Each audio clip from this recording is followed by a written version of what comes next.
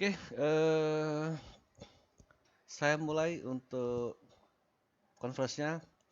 Assalamualaikum warahmatullahi wabarakatuh. Selamat siang, teman-teman. Kita akan conference kuliah untuk pertemuan ke-6. Untuk hari ini, yang kita bahas adalah tentang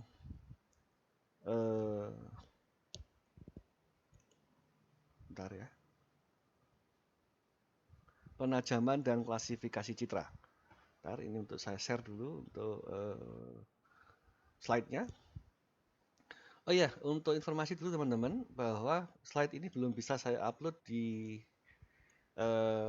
Kulon. Saya tahu Kulon ini nggak bisa saya akses untuk memasukkan data. Jadi slide ini sudah saya kirimkan ke grup WA, ya, tadi di kelas A, sama ya, satu grup WA. Silakan untuk bisa di-download di sana untuk slide-nya atau bahan kuliah pagi ini atau siang ini ya. Oke, saya akan mulai tentang penajaman dan klasifikasi citra ini. Oke. Oh. Oke, penajaman dan klasifikasi citra digital. Ya, kita mulai dari penajaman ya. Bahwa kemarin sudah kita bahas juga ya di awal minggu lalu ya, terutama ya mungkin untuk penajaman citra ya. Di sana sudah ada histogram equalizer ya, atau equalization ya, atau peningkatan kontras. Jadi tidak saya bahas lagi yang histogram. Nah, yang saya bahas nanti di sini adalah fusi dan filter ya. Bahwa sebenarnya termasuk perbaikan citra itu adalah pada ketajamannya ya.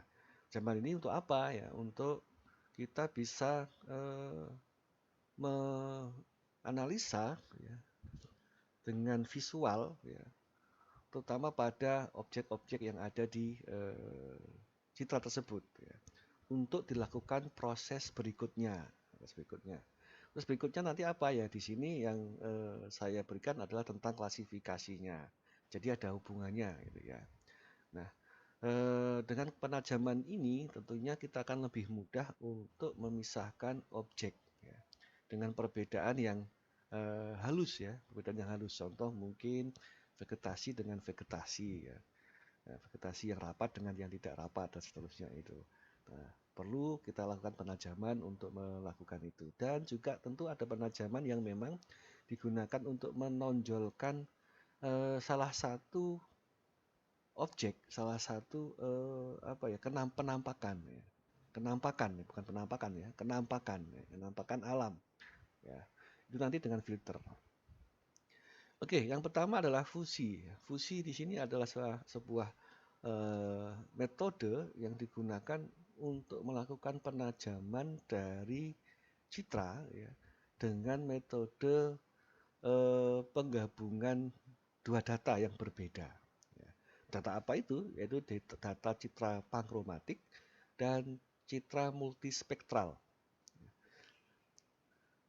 Dua citra ini punya kelebihan masing-masing. Ya, citra pankromatik itu memiliki ketajaman ya, ketajaman dari objeknya. Dikarenakan karena dia punya pita spektrum yang lebih lebar. Ya. Jadi panjang gelombang yang dia terima lebih lebar. Ya. Sehingga dia memang akan menjadikan resolusi spasial jadi lebih besar dan spektralnya juga begitu, lebih detail. Tetapi memang karena dia adalah penggabungan spektrum, pita spektrum yang panjang, jadi dia tidak berwarna sebenarnya, tidak berwarna, atau kita sebut dengan grayscale. Gitu. Grayscale. Dan citra yang pankromatik kalau kita buka ya pasti dia grayscale kalau dibuka di komputer atau di peralatan digital. Ya. Nah, untuk menjadikan dia punya kelebihan warna, kita akan menggabungkannya dengan citra yang berwarna ya, atau multispektral, baik itu warna yang true color ataupun yang natural color ataupun yang false color. Ya, terserah mana yang akan diambil sehingga nanti punya keunggulan yang lebih baik dari dua citra sebelumnya. Kalau yang multispektral memang dia keunggulannya berwarna, akan tetapi karena pitanya sempit atau spektrumnya sempit, dia punya resolusi spasial yang kecil, biasanya kecil, ya, bisa separuhnya ya dari yang pankromatik. Itu kekurangan dan kelebihan yang dimiliki dua model citra ini atau dua citra ini ya. Ya, ini bisa dilakukan penggabungan, yang disebut dengan fusi ya. Nah, atau mungkin bahasa yang sering juga digunakan disebut dengan pan-sharpening, panchromatic sharpening atau penajaman dengan menggunakan band panchromatic. Di beberapa citra satelit ya, di sana disediakan citra yang panchromatic ini ya. Contoh mungkin di Landsat, dari Landsat 5, Landsat 7, Landsat 8 itu ada panchromaticnya. Lalu ada di beberapa lainnya juga ada di apa namanya, yang lain juga ada. Nanti silakan Anda mungkin baca di sana di klasifikasi apa karakteristik citranya ya, pasti disebutkan di sana band apa saja dan isinya apa. Salah satunya memang ada yang panchromatic, tapi tidak semua citra memang ada. Tidak semua citra satelit ada ya. Tidak semuanya, hanya sebagian saja. Kebetulan yang Landsat ada ya. Nah, ini ada metode yang banyak dan masih berkembang sekarang. Sampai sekarang masih berkembang untuk palm sharpening ini. Masih agak berkembang dan nanti bisa dikembangkan juga jika kalian ingin melakukannya. Dan memang akhirnya semua metode itu tidak ada yang lebih baik dan satu dengan yang lain. Tetapi punya keunggulan di beberapa hal saja biasanya. Ya. Contoh mungkin yang HSI atau Hue Saturation itu akan mendapatkan warna yang lebih baik ya, daripada yang PCA. Tapi PCA di sini punya kelebihan yang menonjolkan beberapa objek ya yang diinginkan. Nah, itu punya kelebihan dan kekurangan masing-masing ya. Nah, ini contoh hasil ya dari HSV tadi ya. Ada yang Groovy, ada yang pakai spectral sharpening ya, dan seterusnya. Ada Graham Smith. Nah, ini beda-beda sehingga punya kelebihan dan kekurangan yang berbeda-beda. Serah mana yang akan dipakai. Kebanyakan sih memang menggunakan Graham Smith sama HSV sih paling banyak. Nah, ini kalau diilustrasikan seperti ini ya, dari fusi itu. Yang sebelah kiri itu adalah citra panchromatic, yang di tengah adalah citra multispektral berwarna, dan yang terakhir yang sebelah kanan sendiri itu adalah hasil dari pan-sharpening. Sehingga dia memunculkan tajam seperti citra panchromatic ya, panchromatic, tapi berwarna seperti citra multispektral. Oke. Yang kedua, di sini saya akan sedikit membahas tentang filter juga, filter. Filter spasial ya, ini adalah umum digunakan ya untuk memudahkan dalam penajaman atau melakukan penajaman dalam penggunaan interpretasi ya biasanya. Nah, ini filter itu operasi lokal ya sebenarnya ya, yang mengolah ya, citra itu dengan data pixel di sekitarnya. Jadi seperti operasi matematik sebenarnya ya. Matematik yang mungkin arahnya lebih banyak memang ke arah matriks gitu ya. Karena filter itu berbentuk matriks ya. Nah, gunanya atau manfaatnya itu yang paling banyak adalah untuk mengekstraksi objek ya tertentu ya, dari citra itu. Tertentu saja biasanya dari himpunan objek di citra itu untuk menonjolkannya sehingga nanti informasi itu dengan mudah kita dapatkan. Ya. Apa saja sih filter itu? Yang terkenal banyak sekali ya filter itu. Tetapi kategori umum utamanya itu ada 3 sebenarnya, yaitu low pass. Ya. Ini untuk memblending ya, blending dari semua objek jadi lebih halus. Ya.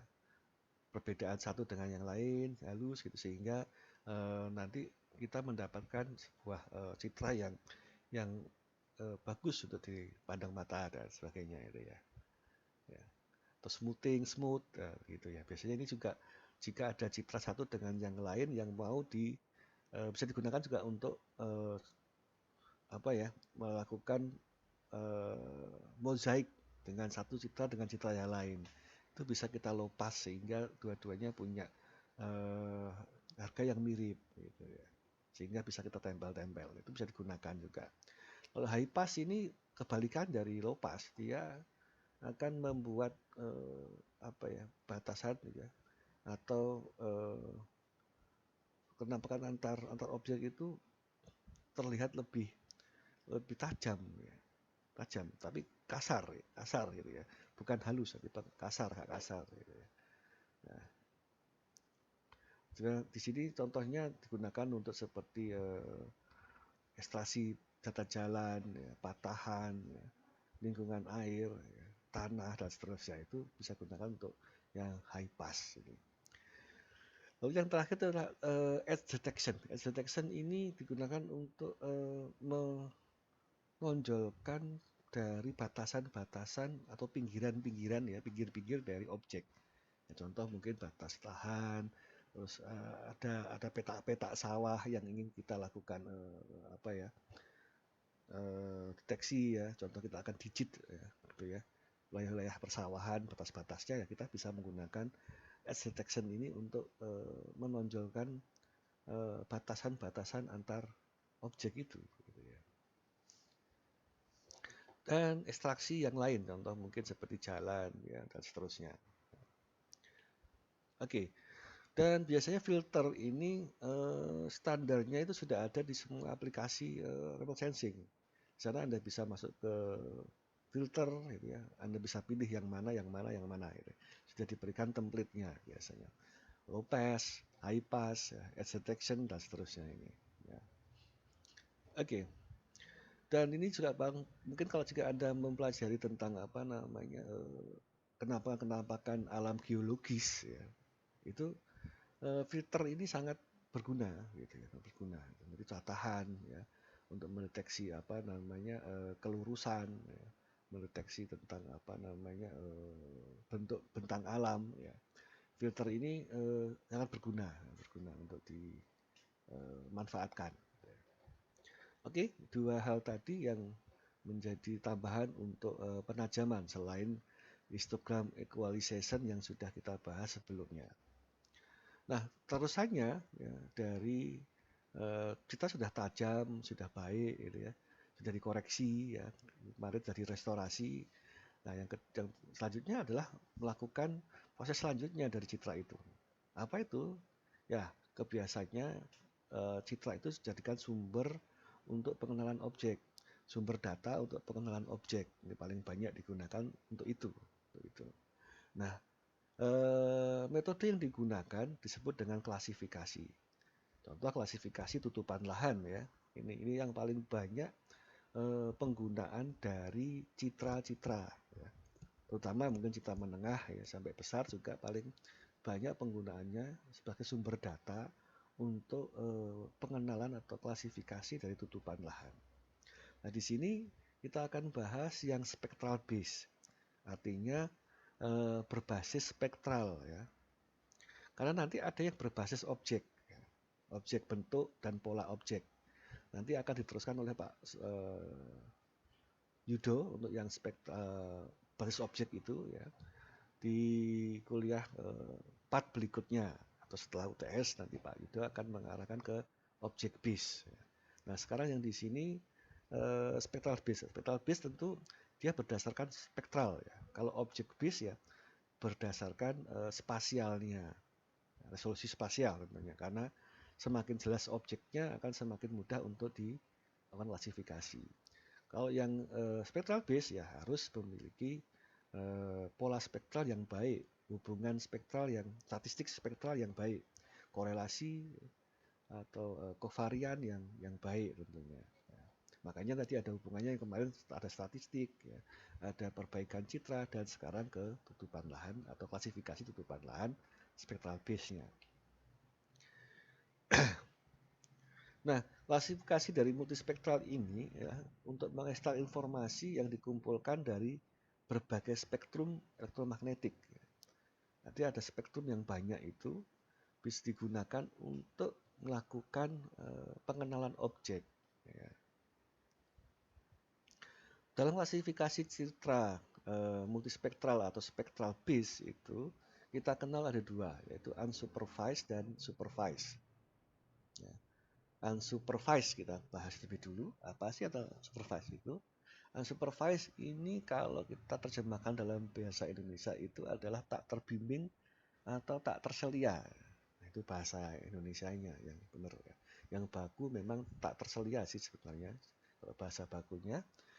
Tapi juga banyak yang menggunakan dengan bahasa tak terbimbing. Terbimbing apa sih sebenarnya itu? Ya. Tak terbimbing itu artinya kita tidak memberikan contoh gitu kepada si pengolah citra. Di sini di sini adalah software ya. Kita tidak memberikan contoh kepada software untuk mengelompokkan pixel-pixel itu menjadi sebuah kelas-kelas. Kita cuma akan memberikan jumlahnya saja. Tolong komputer, dalam arti bahasa mudahnya, tolong komputer kamu bagi citra ini menjadi 10 kelas. Gitu ya. Maka komputer akan mengelompokkannya. Nah, bagaimana komputer mengelompokkannya? Ini disebut dengan clustering nanti ya. Dia menggunakan operasi matematis ya, dengan berdasarkan pengelompokan pixel secara natural artinya ya natural bentuknya itu ya. Natural bentuknya itu tanpa ada operasi statistik atau operasi matematik yang lain ya. Dia akan mengelompokkannya saja ya, secara natural gitu ya.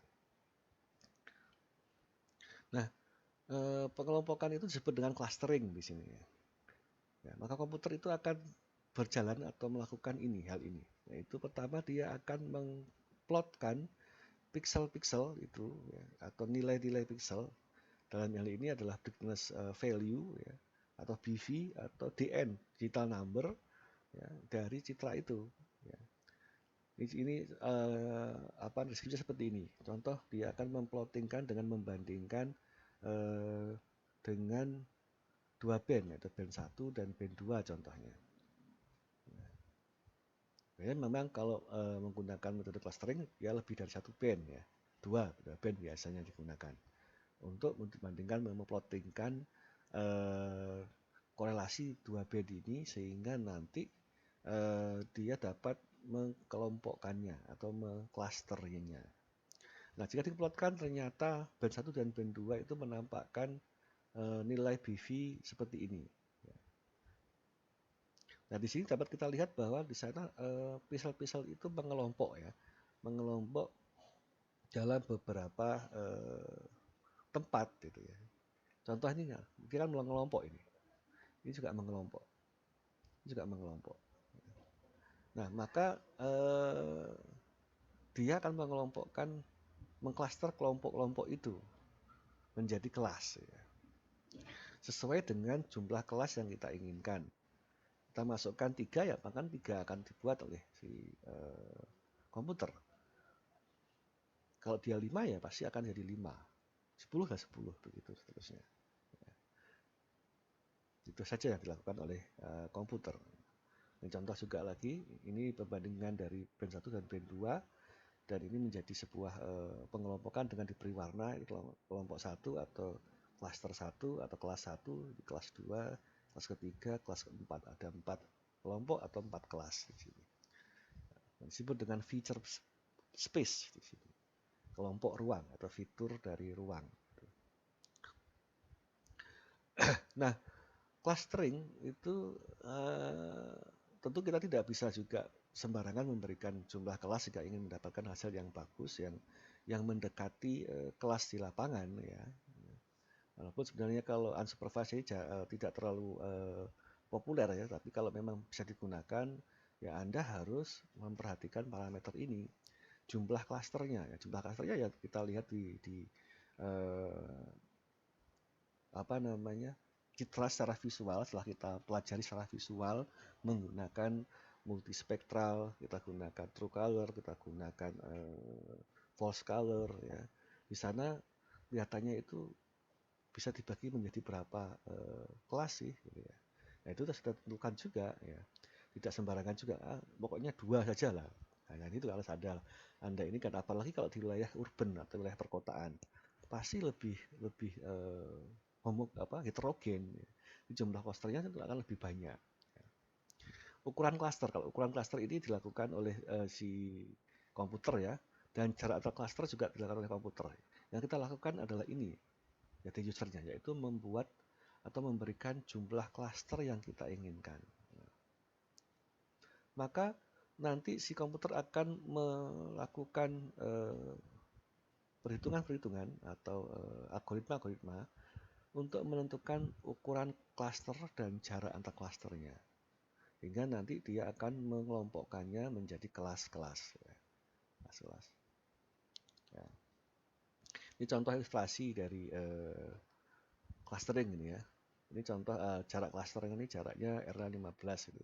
Maka dia yang menjadi kelompok atau yang menjadi satu cluster ya 1, 2, 3 ini. Ini tidak akan masuk ke dalam cluster tersebut ya. Ya, tersebut. Ya. Gitu. Ini juga begitu ya. Ini ada jaraknya walaupun dia ya 2 pixel. Ya, kalau jaraknya cuma sekian ya, dia tidak akan menggunakan ini sebagai kelasnya. Itu clustering. Nah, ini contoh hasil dari clustering atau unsupervised ya, classification ya, dengan 5 kelas dibandingkan dengan 10 kelas. Ya. Jadi Anda lihat tentu yang lebih kompleks yang 10 kelas di sana. Di sana ada justifikasi dari komputer ya, pada kelas yang lebih sedikit. Ya. Justifikasi contoh cluster 5 sih. Anda lihat cluster 5 warna yang biru muda. Anda lihat di bagian sini ada justifikasi dimasukkan warna biru muda. Bandingkan dengan yang 10 di sini. Tampak di sana justifikasinya berbeda. Ya. Maka masuk ke kelompok yang lebih banyak ya, di cluster yang lebih banyak 10 ini. Tentu kalau lebih banyak kelas, maka jarak yang dibuat oleh komputer atau ukuran cluster atau jarak clusternya itu akan lebih sempit ya, sehingga nampak di sana akan lebih kompleks yang lebih banyak kelas ya. Nah terus bagaimana, apakah yang lebih bagus yang sedikit kelas atau yang banyak kelas? Belum tentu juga ya, belum tentu juga ya. Ini terkait dengan juga objek yang Anda lihat di lapangan atau di sumber citranya. Anda harus bijak dalam memberikan jumlah kelasnya. Bisa jadi blunder jika Anda gunakan kelas yang lebih banyak, bisa jadi ya. Atau bisa jadi kurang begitu menunjukkan aslinya atau hasil maaf sumber citranya jika Anda gunakan hanya sedikit kelas gitu ya. Nah, ini harus Anda bijak contoh. Anda harus analisa dulu pola spektralnya dengan kemarin. Oh, ini beda dengan ini ya. Nah, harusnya mungkin ya Anda lebih banyak ya atau lebih sedikit dari jumlahnya ya. Jadi pola spektral kemarin yang kita pelajari itu adalah sebagai salah satu metode untuk pengenalan objek sehingga nanti pengkelasan ini juga harus mengikuti ya. Tidak sembarangan memberikan jumlah kelasnya. Nah, itu adalah yang unsupervised classification atau tak terselia. Nah, lebih populer dalam penggunaan klasifikasi spectral base ya, yang banyak dilakukan sebagai sumber data objek itu adalah yang supervised atau terselia. Kenapa begitu? Karena kita bisa mengontrol lebih dalam ya, dari pengkelasan oleh komputer itu. Dan kita juga akan bisa melakukan penilaian ya, penilaian dari hasil ini klasifikasinya gitu ya. Nah, yang sulit di dalam klasifikasi supervised itu ya, yang paling penting itu adalah pemilihan sampelnya. Ini disebut dengan training area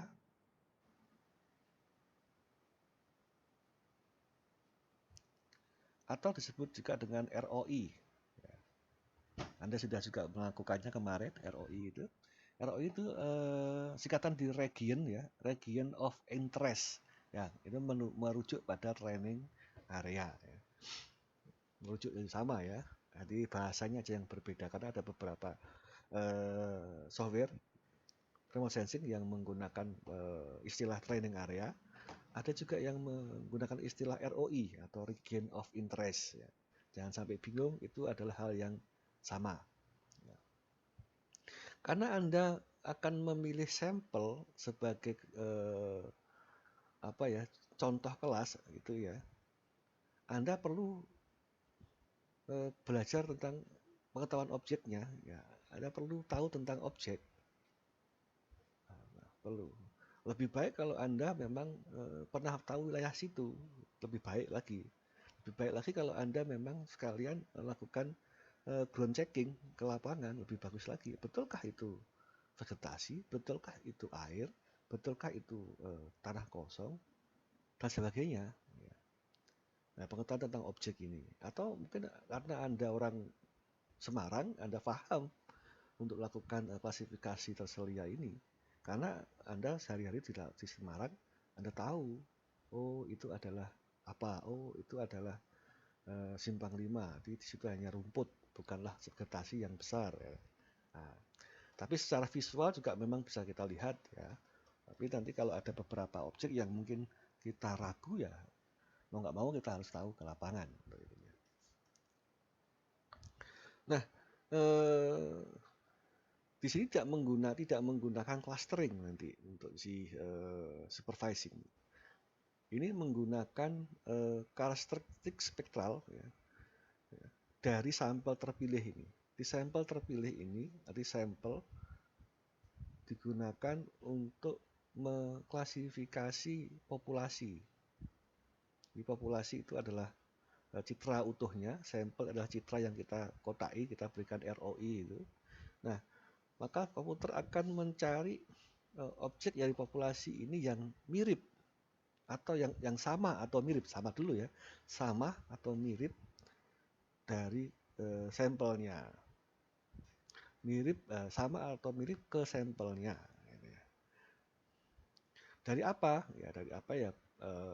Tentu kita harus memberikan apa ya statement untuk si komputer mirip dari apanya, contoh minimumnya, maksimumnya, minnya atau sebagainya. Nah ini arahnya ke arah statistik ya, kemiripannya statistik karena komputer tidak bisa membaca apa ya visual warna ya, kayak kita ya.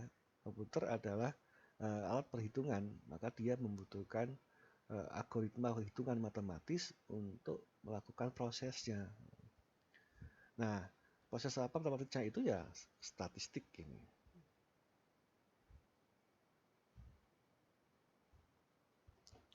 Oke. Nah, langkah penting yang perlu diingat dalam klasifikasi terselia itu adalah ya pertama ya tentu paling utama ini training sample. Representatif artinya benar-benar mewakili objek itu. Ya. Contoh Anda memberikan contoh atau training sample atau ROI vegetasi. Ya harus memberikan contoh yang representatif mewakili benar-benar vegetasi. Jangan yang vegetasi campur tanah.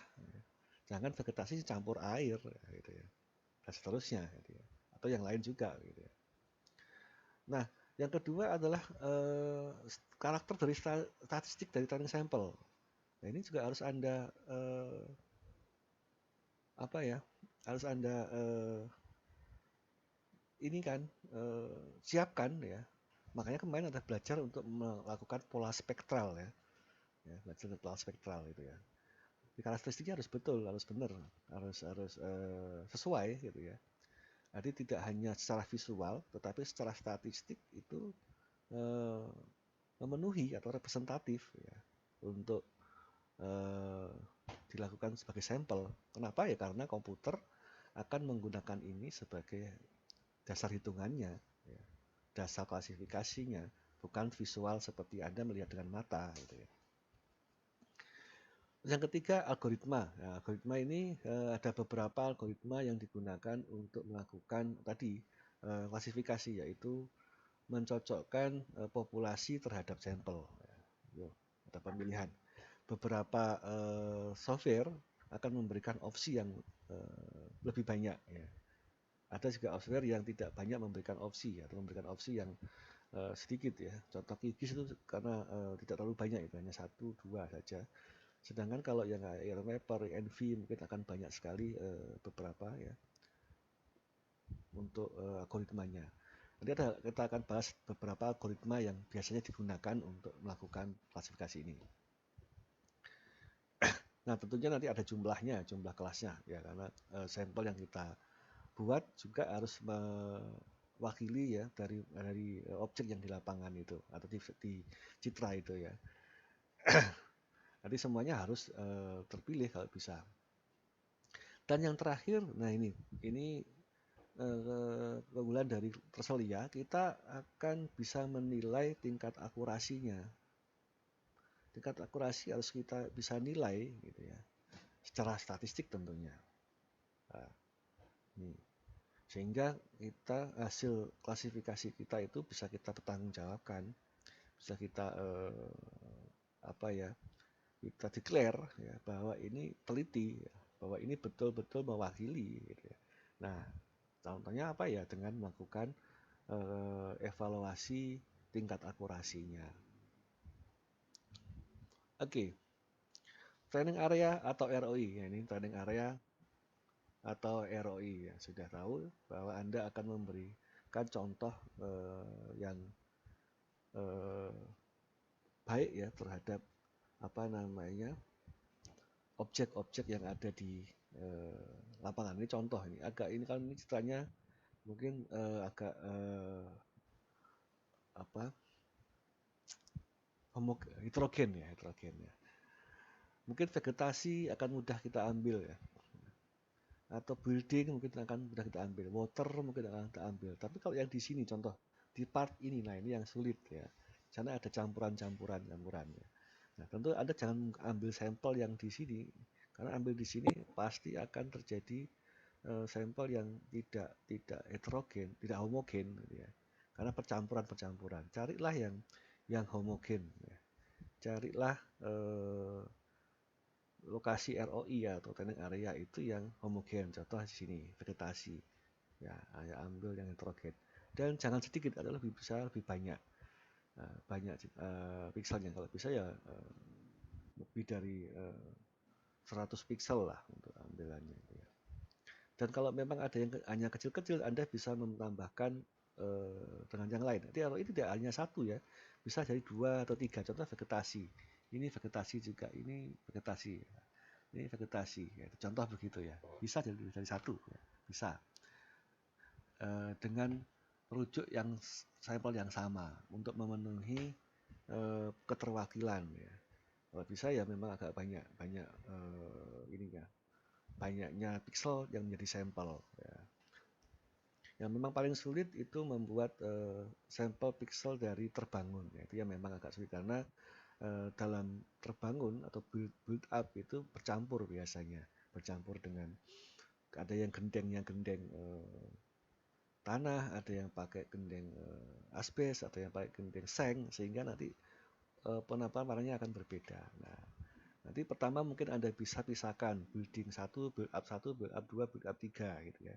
Biar bisa memisahkan, sehingga nanti kalau bisa Anda lakukan lagi untuk apa ya, resample lagi boleh. Tapi setelah jadi reklas kembali, reklasifikasi kembali setelah jadi klasifikasi yang pertama. Oke. Dan yang tadi yang ketiga ya, algoritma klasifikasi. Nah, ini algoritma klasifikasi ada banyak ya. Di sini ada beberapa hal, beberapa contoh yang ingin saya berikan sampelnya. Yang pertama adalah minimum distance to means. Nah, ini adalah algoritma klasifikasi yang paling sederhana untuk melakukannya. Cara kerjanya seperti ini. Ini ada fitur space ya, yang dibandingkan, contoh yang dibandingkan band 4 dan band 3 ini contoh saja, sampel saja. Dan terjadi pengelompokan dari sampel itu. Contoh W, water ya mungkin ya, F, forest mungkin ya, H mungkin adalah high gitu ya. High itu semacam apa ya, tanaman rumputan gitu ya mungkin. C mungkin ya, beda lagi apa, urban atau terbangun ya. S mungkin sand atau pasir gitu ya. C itu clay itu mungkin batuan gitu ya mungkin ya. Nah, ini adalah sampel-sampel yang sudah terpisah menjadi klaster, ya, pengelompokan. Nah, di sana ada contohnya ada piksel yang dari populasi yang akan diklasifikasi. Contoh pikselnya adalah piksel 1. Piksel 1 ini diplotkan, ini dari populasi, contohnya satu persatu contohnya ya. Memang nanti si komputer akan satu persatu ya, contohnya. Satu, cara adalah setelah diplotkan di vector space ini, dia ada di sana lokasinya, ada di situ. Gitu. Nah, pixel 1 itu akan masuk ke kelas yang mana? Gitu ya. Karena ini menggunakan minimum distance to means, maka dia akan dikelompokkan ke dalam kelas yang jaraknya paling dekat ke rata-rata sampelnya. Di sampelnya paling dekat adalah C. Tentu nanti pixel 1 itu akan masuk ke kelas C atau clay gitu ya. Karena dia paling dekat jaraknya. Dikasih garis ke tengahnya atau rata-ratanya, dia masuk ke C. Oke, itu contohnya. Lalu bagaimana dengan pixel yang kedua ini, pixel 2? Nah, ini nanti jadi pertanyaan Anda. Masuk ke manakah pixel 2 itu? Apakah ke U atau ke S?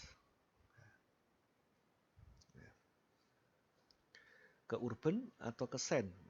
Nah, karena kalau kita lihat secara visual, 2 itu ada di sekitaran U, ya. Pixel kedua itu ada di sekitaran U atau urban, ya, tidak di sekitaran S. Tetapi karena kita menggunakan algoritma minimum distance to means, ya, tentu komputer akan tidak akan memandang secara visual, tapi yang dipandang adalah algoritmanya. Maka komputer juga akan membuat jarak, membandingkan jarak dia ke pusat dari S atau min atau rata-rata dari S dan rata-rata ke U. Nah, dari perhitungan jarak itu, ya, maka pixel 2 itu lebih dekat ke S. Ya. Maka hasilnya pixel 2 akan dikelaskan ke kelas S, tidaklah ke kelas U. Ya, jika menggunakan minimum distance to means. Ya. Oke, kenapa ya? Karena dia lebih dekat jaraknya ke kelas S, tidak ke kelas U. Maka pixel kedua akan masuk ke kelas S. Ini jika kita menggunakan minimum distance to means. Oke, algoritma yang lain contohnya nanti. Tapi sebelumnya kita bahas di sini adalah ada kelebihan dan kekurangannya. Kelebihannya simple ya, memang ya, efisien perhitungannya ya, karena memang hanya menggunakan jarak saja ya. Tetapi kekurangannya dia tidak sensitif atau insensitif kepada variasi data spasial atau spektral ya. Bukan spasial, spektral, maaf. Spektral. Terutama di wilayah urban. Wilayah urban itu ada banyak pixel-pixel yang diantara seperti tadi pixel 2 pixel 2 ini jadi kesalahan ya. Seharusnya dia masuknya U, kalau secara betul dia U, tapi karena dengan menggunakan minimum distance maka dia akan terkelas menjadi S, sehingga tetap ada kesalahan. Itu karena dia tidak sensitif terhadap variasi dari data. Oke. Ini hasil contohnya, contoh saja ini dari sebuah citra yang dilakukan klasifikasi menggunakan algoritma minimum distance to means. Oke, contoh yang lain yaitu algoritma parallel pipe namanya. Parallel pipe.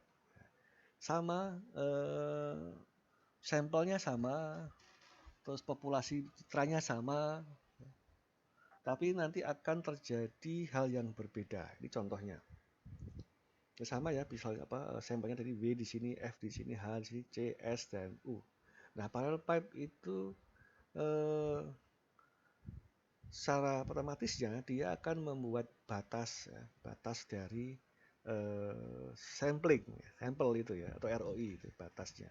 Nah, garis-garis yang putus-putus itu adalah garis batas pipa atau pipe ya dari si kelas ini. Ya.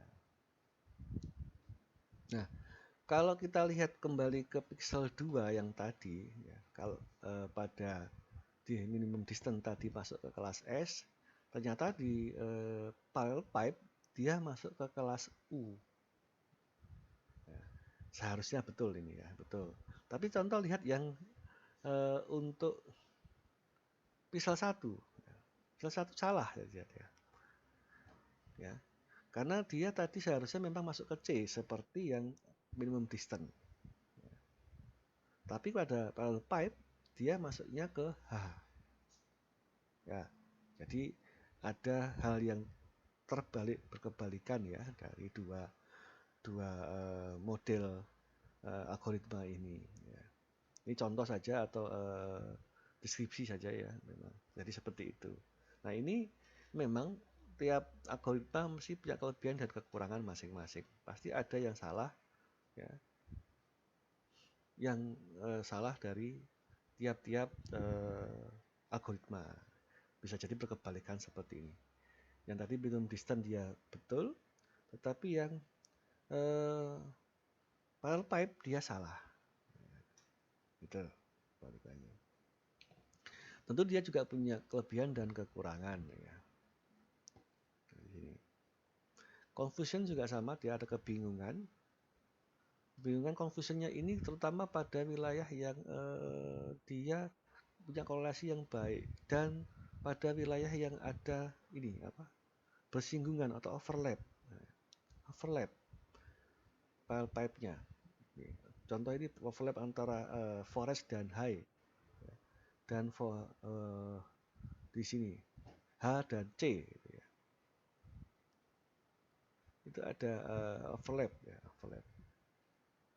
High dan clay ya, itu ada overlapnya.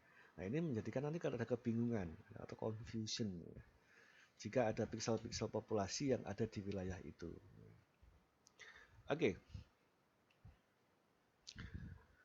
Lalu ada lagi yang disebut dengan step parallel pipe. Nah, step ini pengembangan dari parallel pipe ya. Di sini dia menggunakan stepping ya. Jadi tidak bentuknya kotak saja, tapi dia mengikuti dari feature space atau space dalam ruang, pixel dalam ruang dari sampelnya itu. Ya. Sehingga bisa hilang tadi yang ada confusionnya, yaitu pada overlapping data tadi ya, dari clay dan hay dan forest tadi ya. Oke.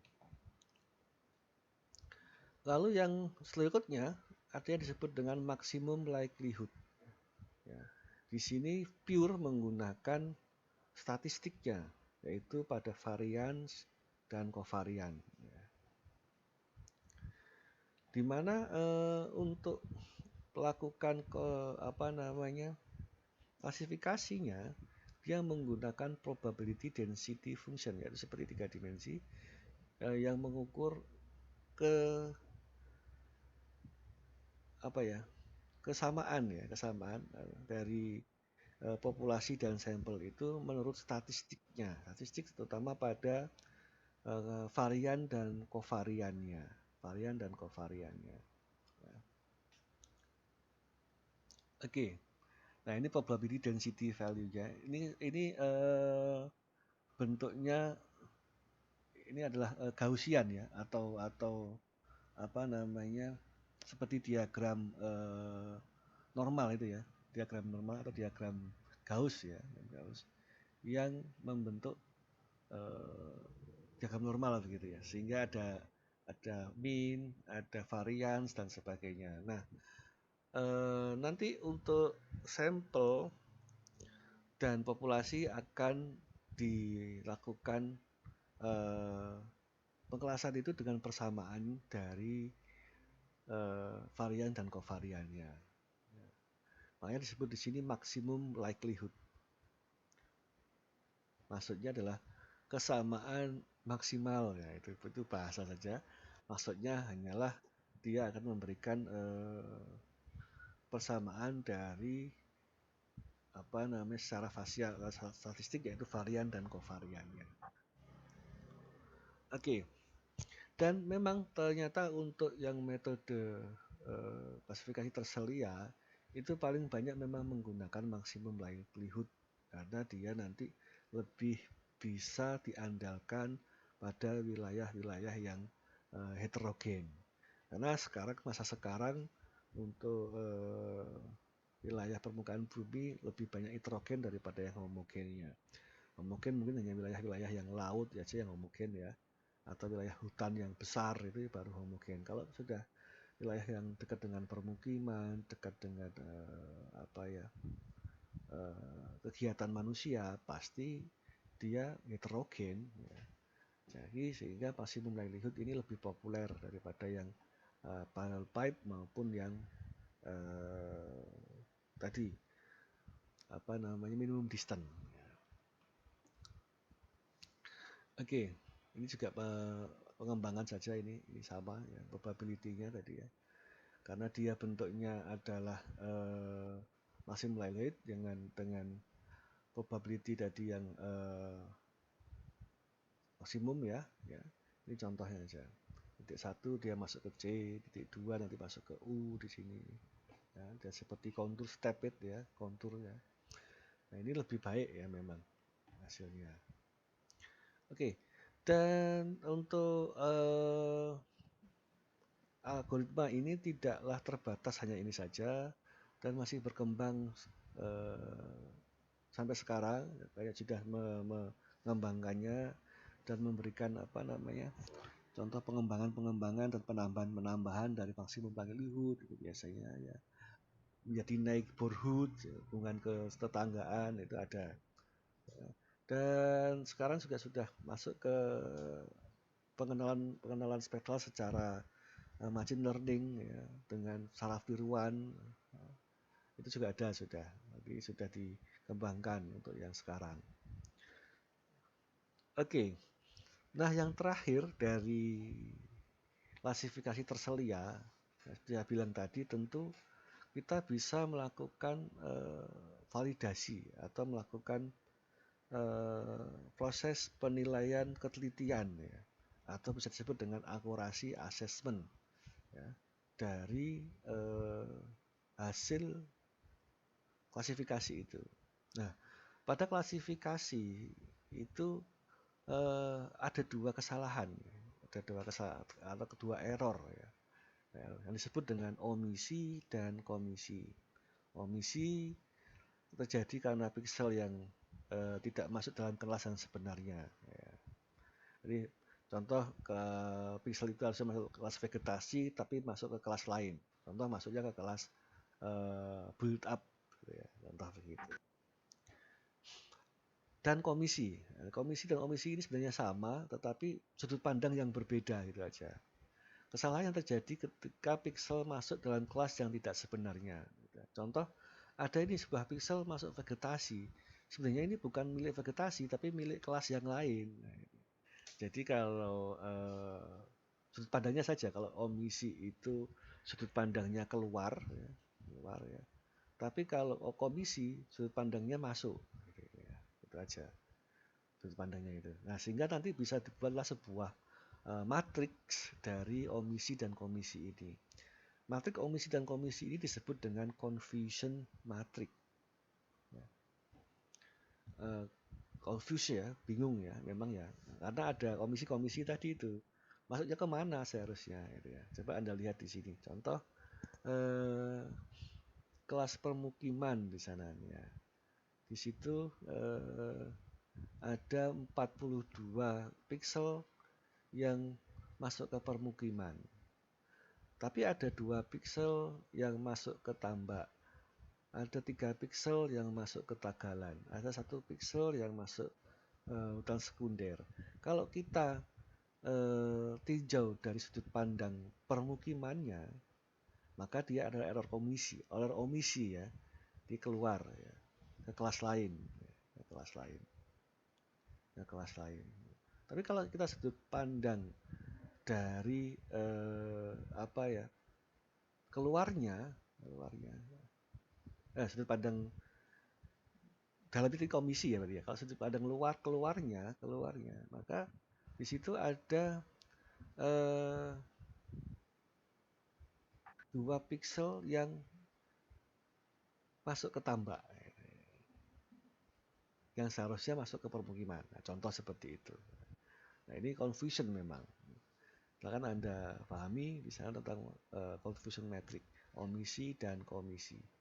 Nah, dari omisi dan komisi matriks ini, atau confusion matrix ini, kita dapat menghitung dari average akurasi dan overall akurasi dan kappa akurasi. Ini kurang ya, ada kappa seharusnya. Kappa. Dan untuk ketiga akurasi itu yang disyaratkan ya untuk hasil dari klasifikasi ini sehingga bisa diproses untuk hal yang selanjutnya, contoh sebagai sumber untuk pemetaan perubahan tanah ya, atau perubahan lahan atau untuk sumber yang lain dari peta gitu ya, haruslah lebih besar dari 80% akurasinya. Jika ada kurang dari itu, tentu Anda harus mengulang kembali melakukan klasifikasinya. Lebih baik memang mendekati 100 atau 90% ya. Tapi syarat secara umum biasanya kalau Anda sering lihat di buku-buku tulisan Kiefer dan sebagainya itu adalah lebih besar dari 80% untuk wilayah urban tentunya biasanya yang paling banyak. Untuk average akurasi, overall akurasi, kappa akurasi ya. Sehingga nanti data hasil klasifikasi itu bisa digunakan untuk proses atau sumber data selanjutnya. Oke, untuk lebih memahami melakukan klasifikasi citra ini, saya berikan tugas keempat bagi Anda. Ini untuk melengkapi tugas-tugas sebelumnya 1, 2, 3. Ini yang keempat ya. Anda lakukan klasifikasi citra yang Anda punya tentunya, yang sudah Anda lakukan kemarin dari tugas 1, 2, 3. Tidak perlu citra yang lain. Citra yang itu, wilayah yang itu juga ya, dengan mengikuti tutorial ini. Ini ada 2 tutorial ya untuk melakukan klasifikasi dengan menggunakan QGIS yang ada di YouTube. Ini adalah URL-nya. Silahkan Anda buka dan Anda pelajari di sana. Ya. Nah, ingin Anda coba mempelajarinya dan tentu yang disyaratkan atau yang dilaporkan adalah analisa dari hasil klasifikasi itu. Bagaimana? Menurut Anda bagaimana? Apakah sudah betul, ataukah sudah baik, dan seterusnya ya. Silahkan. Untuk bahasa tentu bahasa Anda sendiri, tidak menggunakan copy paste dari tulisan-tulisan yang lain. Silahkan. Untuk ininya Anda cek di video dan bahan kuliah ini sudah saya kirimkan ke grup WA ya, silahkan Anda buka di sana. Karena kulon tidak bisa saya akses, nggak tahu saya kenapa. Nanti coba saya tanyakan ke pengajaran dulu tentang hal itu, karena ada problem di sana kayaknya. Oke, untuk conference penjelasan materi sudah saya berikan. Sekarang silahkan saya buka untuk sesi tanya jawab atau pertanyaan, silahkan.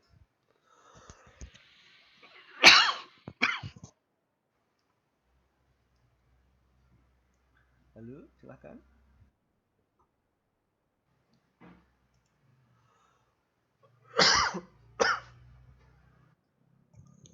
Halo teman-teman, masih ada di sana kan? Silakan jika ada pertanyaan.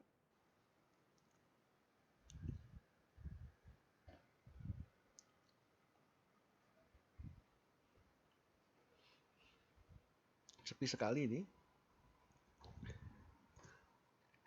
Apakah pada ketiduran semua? Kok tidak ada suara ini? Halo, silakan. Atau memang sudah jelas sekali ya, kalau nggak ada pertanyaan ini? Karena saya bertanya-tanya kalau nggak ada pertanyaan itu, yang pertama ya mungkin tidak paham, yang kedua sangat jelas sekali, atau yang ketiga tidur semua. Oke, halo? Bisa didengarkan suara saya? Masih, Pak. Bisa dengar ya? Sudah paham atau ada yang ditanyakan? Silakan, Mas. Mengenai seputar apa yang kita bahas hari ini tentang klasifikasi.